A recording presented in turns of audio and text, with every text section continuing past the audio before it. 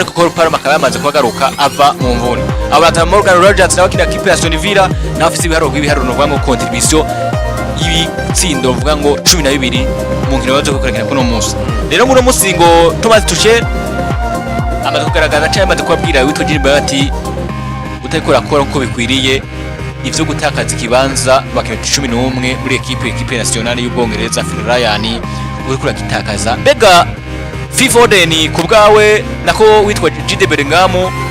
uravye abakinyi bafise muno munsi twavuze amazina atandukanye n'andi atandukanye hoba hariko hagire ko aje gutakaza ikibanza muri equipe nationale y'Ubwongereza kubgawe bivanye na equipe akiniramo bivaye kandi nive karakora kugeza muri kano kanya. Ivyo ni vya nyene nagaruka ko bona Ridike birasa nabijya mije gusigura ati mu mugore wa Madrid umukinya ashobora kuba ari mwiza ariko karite yiwe yamutumye twita ko ari mwiza ntashobora kuitanga bivanye n'umumenyereza afise ugasanga afise umumenyereza nta bushobozi afise bwo gushora kumufasha kugira urugero rwiwe rugume rumeze neza canke mu gihe gwasubiye hasi ashobora kumufasha ko rumudugiriza. Jude Bellingham ari mu mugumeze nabi ari mu muguta ameze neza ariko uranyumva ariko mu muguta ameze neza afise n'umumenyereza atakintu atabufasha ata contribution afise mu bakinyi biwe kugira ngo abafashe gushora kuzana urugero rwiza. Jude Bellingham muri umugwi wa muri ico gihugu ciwe cy'Ubwongereza ahahurira namwe mu bakinyi bari beza cyane mu migwi yabo. Uno munsi ari kumwe na Cole Palmer muri Chelsea de Blues. Chelsea uno munsi nivyo ntiri mu bibanza vyiza ariko performance ya Chelsea de Blues itandukanye na performance ya Real Madrid. Performance ya Cole Palmer itandukanye na performance ya Jude Bellingham. Uri kuranyumva hariho na Bereceze muri Arsenal nibikoko nibishirira ba Declan Rice bakibasanzwe bakina ndavuga nivyo Declan Rice usanga badahurira kuri poste ruvuga ati bazimya ko ubundi uwo bahurira ko ariko Jude Bellingham Bereceze yushaka kubaja mu rugo ariko Jude Bellingham no mushaka kumukinisha nka numero 10 cyangwa kumukinisha nka numero 8 rekuranyu gusaba mwiziye kakina numero 10 kuri numero 10 ahurira nabandi nabonye ko turavuga rega abo ba ayo mazina atandukanye ahurira na ba Morgan Rogers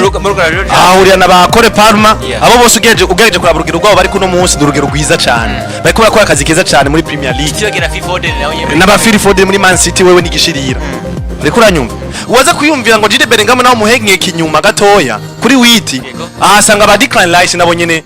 batinyisi bikoko nabo bahari ngaho ese ko mwako weze Jude Bellingham ntiyakina muri uwo mugwi nyene Nserukiragihugu abakinyi bose bahari ba Bereceze ntibari bahari sivyo ba Foden ntibari bahari ntiyabatangurana mu kibuga aba Declan Rice ntibari bahari ntiyabatangurana mu kibuga cyane eske cawisunga rero mwako weze Jude Bellingham yamenyezwa nande yamenyezwa n'umumenyereza Carlo Ancelotti w'inararibonye yamize akabuye k'abagabo ashobora kugira vyinshi amwunguriye mu bwenge ariko no munsi ari kumwe n'umumenyereza asa nkaho bangana ari kumwe n'umumenyereza na experience afise mu migwi uri kurumva ari kumwe n'umumenyereza wewe ubwiwe yizera yuko umugwi kugira ube mwiza aronka abakinyi beza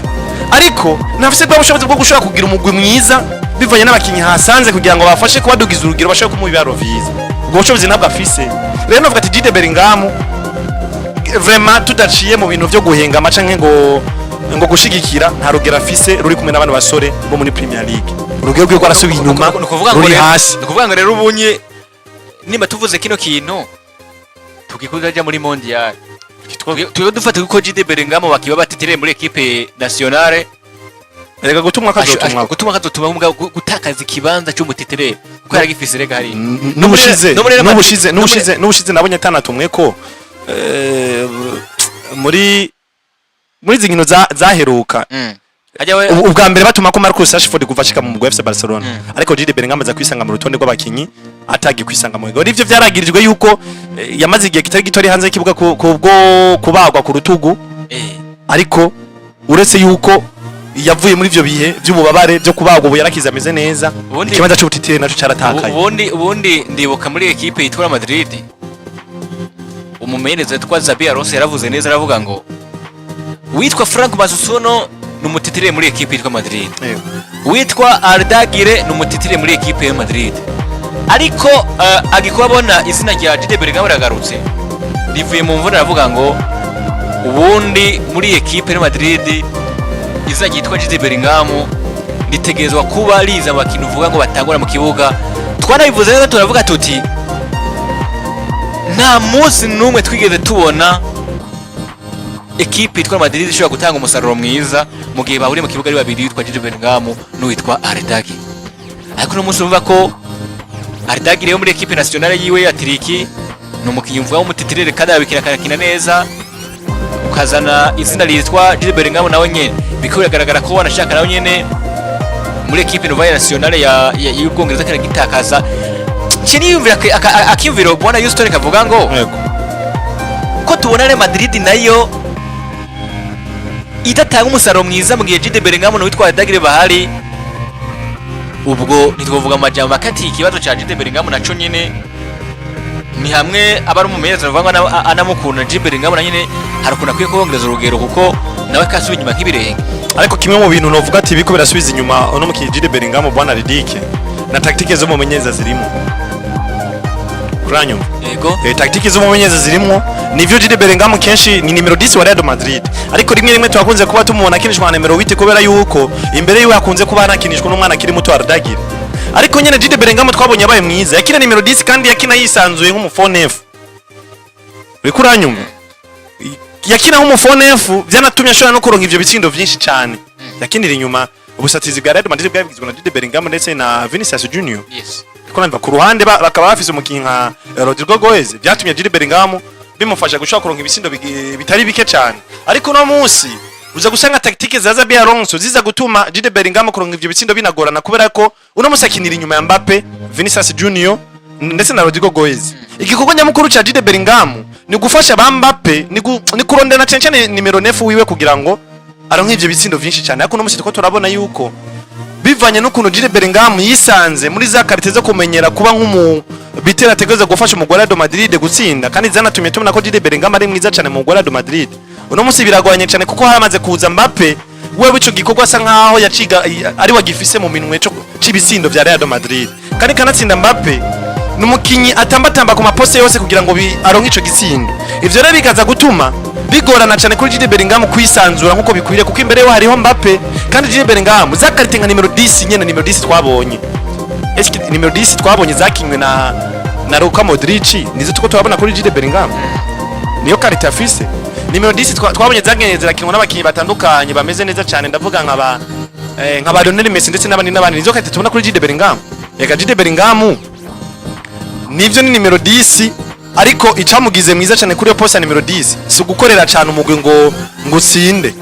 uri kurumva si kuba ngo meilleur joueur ni watuma mu gusinda ariko Jude Bellingham yabaye nka grand joueur kuko ivyo bitsindo wasanga biko bitumwa unyene Jude Bellingham niwe yatsinda ivyo bitsindo bigira kuri vyinshi kugira ngo ni navyo byanatumye tuvuga ko Jude Bellingham ari umukinyi mwiza cyane ariko no musi ataka arabitsinda uri kura nabona na Jude Bellingham agira n'uruhara go gutuma mu gusinda uje ukaraba nka Meri Passer mu mugore wa Madrid uza gusanga Jude Bellingham oya uje gutanga kuraba nka Meri Bitere wewe yaramaze kuza Mbappe nyanigihugu cha Real Madrid uri kurumva uza gusanga rero mu mpande zitandukanye Jude Bellingham uza kumubura ahubwo Jude Bellingham nanu wona mutora na hatoya uza kumutora muri bya bintu vita ngo atumukinye w'umukozi w'umwitange itanga mu Real Madrid Jude Bellingham kuko agarageza kurondera imipira mu buryo bwose butandukanye afise pressing uza gusanga niwo mukinyi afise pressing cyane gusumba undi mukinyi wose mu mugwi wa Real Madrid uramusanga kuri kubiharo bibiri yaje gukuvra gukasa ikaragarageza gukasa afasha kurondera imipira yatakaye mu Real Madrid ariko ikijanye na offensive ku Jude Bellingham atari kirenga rero no munsi muri Premier League bo basanzwe bifitiye abakinyi beza cyane mu bijanye na offensive bafise ba Phil Foden bafise bande ndetse no mu bijanye na defensive barabafise abashaka kubikora neza cyane ku rwego hejuru uyu Bwongereza barafise sinzi nge batarakora n'igikombe none Jude Bellingham nka numero 10 natanga karite nziza cyane nk'ikenewe kuri numero 10 ndetse no mu bijanye na offensive bafise abo ba numero de formation kuri izo poste none Jude Bellingham umva ikibanza cyo butetereza kugikura kwandi aza ko kironka he biba bigoye cyane kuri Jude Bellingham kandi natomborambi yagironse n'umumenyereza adashobora kumufasha kugira ngo ashaka kugira kuduza urugero rwiwe gwasubiye hasi bambona reko mu mugore wa Madrid kijanye no gusubira inyuma kwa performance z'abakinyi kigiye kuba kigaru no mugwi kandi kigiye kuba na cinshi cyane nibitashika ngo mumenyereza hindure canke ibintu byose tactique zo mumenyereza zishoboye guhinduka yes nuko kabisa bimeze ibiriko biranavugwa kuri